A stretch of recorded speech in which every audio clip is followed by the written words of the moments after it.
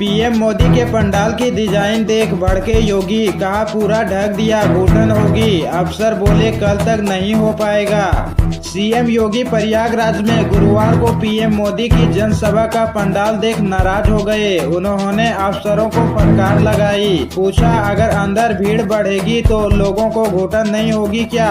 जवाब में अफसरों ने कहा महाराज जी हैंगर लंबा लगा है, इसे अगर हटाएंगे तो कल तक भी पंडाल पूरा नहीं हो पाएगा। अफसरों ने सीएम को बीच का रास्ता सुझाया, कहा कुछ करते हैं, मंच के सामने के कुछ पर्दे हटा देते हैं, बाकी स्ट्रक्चर लगा रहेगा। इस पर योगी ने कहा हाँ जरूरी है। मोदी महाकुंभ की तैयारियों के बीच शुक्रवार प्रयागराज आ रहे हैं। उनके प्रोग्राम की तैयारियों को देखने के लिए सीएम योगी प्रयागराज पहुंचे थे। यह सीएम का 15 दिन में तीसरा प्रयागराज दौरा था। कंगना रनौत कल भी आगरा कोर्ट नहीं आई, अब 18 दिसंबर को सुनवाई। कहा था किसान आंदोलन के समय रेप मर्डर हुए।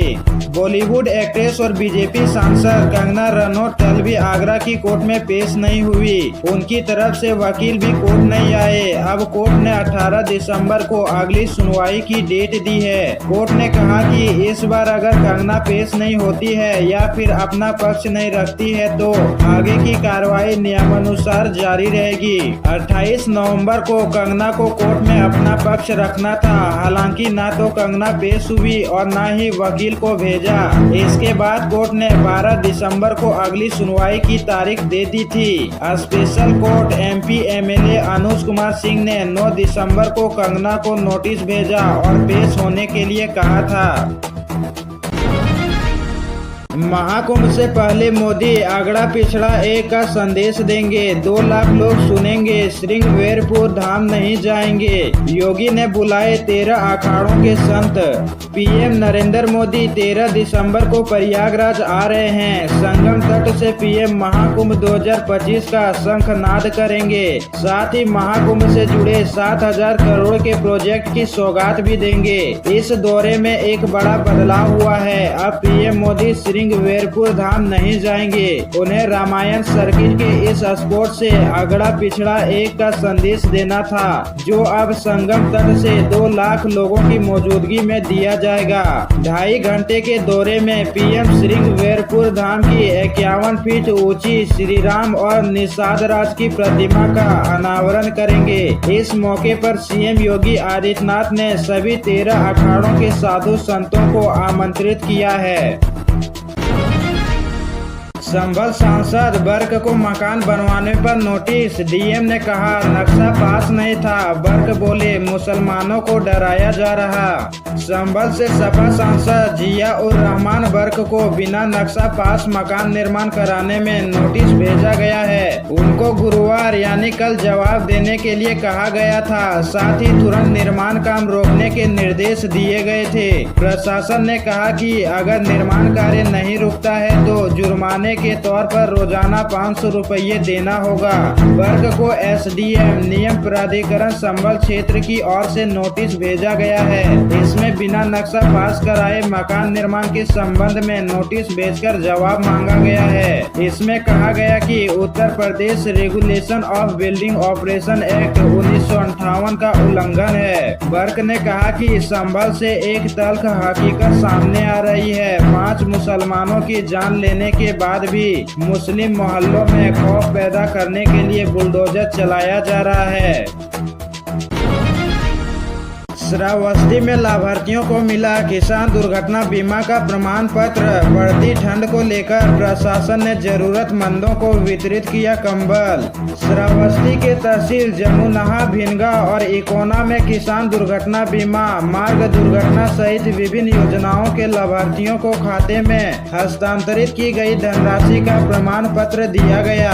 कंबल वितरण किया गया। वहीं केंद्र और प्रदेश सरकार द्वारा चलाई जा रही जन कल्याण कल्याणकारी योजनाओं की भी जानकारी दी गई। दरअसल जानकारी के मुताबिक मुख्यमंत्री कृषक दुर्घटना कल्याण योजना के तहत किसान की दुर्घटना में मृत्यु होने पर 5 लाख रुपये तक की आर्थिक सहायता दी जाती है। इसके अलावा अगर किसान को 25% से ज्यादा लेकिन 50% से कम विकलांगता होती है, उसे 1 से 2 लाख रुपये की सहायता दी जाती है। वहीं अगर दुर्घटना में किसान की एक आंख खो जाती है तो भी उसे 5 लाख रुपये तक की सहायता दी जाती है।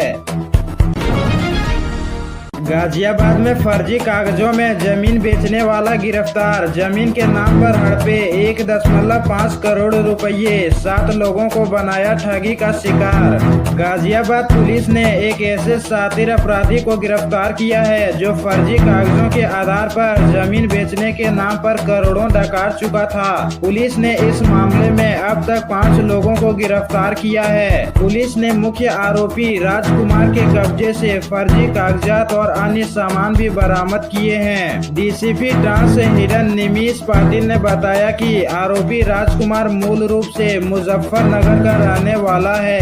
काम की तलाश में गाजियाबाद आकर इसने प्रॉपर्टी डीलर का काम शुरू किया था। इसकी नजर अर्थला इलाके में मौजूद एक जमीन पर पड़ी। जब इसने जमीन के बारे में जानकारी ली तो पता चला इसका मालिक नोएडा में रहता है। तब इसके साथे दिमाग ने काम शुरू कर दिया। महिलाओं की सुरक्षा को संगम पर 12 स्पेशल यूनिटें। पीएम मोदी के आगमन के पहले सीएम ने परखी महाकुंभ की तैयारियां, दिए आवश्यक निर्देश।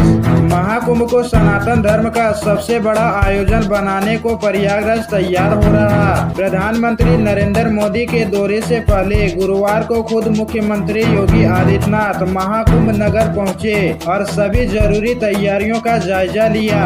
यहाँ महिलाओं की सुरक्षा के लिए 12 स्पेशलों टीमों को लगाने का निर्देश दिया। मुख्यमंत्री के निर्देश के बाद संगम पर श्रद्धालुओं को पूजा पाठ करवाने के लिए विशेष इंतजाम किए जा रहे हैं। लोगों को विधिवत पूजा पाठ करने के लिए कहीं भटकना न पड़े, इसके लिए यहाँ पर ब्रह्मा, पुरोहित और पंडा मौजूद रहेंगे। संभल हिंसा, बुलडोजर एक्शन पर भड़के जिया उर रहमान बर्क। बोले मुसलमानों में खौफ पैदा करने के लिए की गई बुलडोजर कार्रवाई। संभल सपा सांसद जिया उर रहमान बर्क ने बुलडोजर एक्शन की कार्रवाई पर भड़कते हुए एक्स अकाउंट पर पोस्ट कर भाजपा सरकार को घेरा है। लिखा कि बुलडोजर चलाकर मुसलमान में खौफ पैदा किया जा रहा है। मुसलमान पर हो रहे जुल्म की आवाज को वह लोकसभा में उठाएंगे। गुरुवार को संभल लोकसभा क्षेत्र से सपा के सांसद जिया उर रहमान बर्क ने एक्स पर 3 पोस्ट की है। सांसद ने मोहल्ला दीपा सराय में अपने आवास के आसपास हुई बुलडोजर की कार्रवाई पर भड़कते हुए कहा कि मुसलमानों में खौफ पैदा करने के लिए बुलडोजर की कार्रवाई को किया गया है। मेरठ भाजपा के मंडल अध्यक्षों का चुनाव कल से शुरू हुआ। नामांकन के साथ ही होगी पत्रों की वापसी। मतदान नहीं, सहमति से निर्वाचन का प्रयास किया।